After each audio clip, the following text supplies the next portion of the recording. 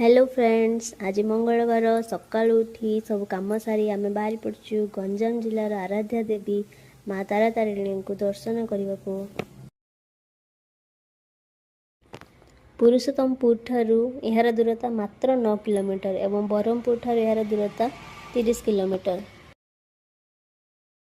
ऋषिकुल्या नदी कूल कुमारी पहाड़ उपर यही पीठटी अवस्थित। भारत में 51टी शक्तिपीठ एवं 4टी आदिशक्ति पीठ मध्यरु माँ तारातारिणी पीठ अन्यतम। यही पीठ को स्तनपीठ बा कल्याणी धाम बोली कहा जाए।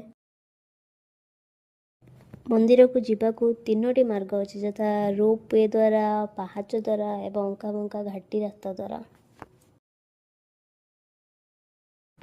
एही मंदिर रे तारा तारिणी रूप में 2 भौणी पूजा पाउछंती। कहा जाए एही मंदिर रे मानसिक कले निसंतान को संतान प्राप्ति होइथाए। एठारे नैवेद्य रूप में मां को आमिष दिया जाए।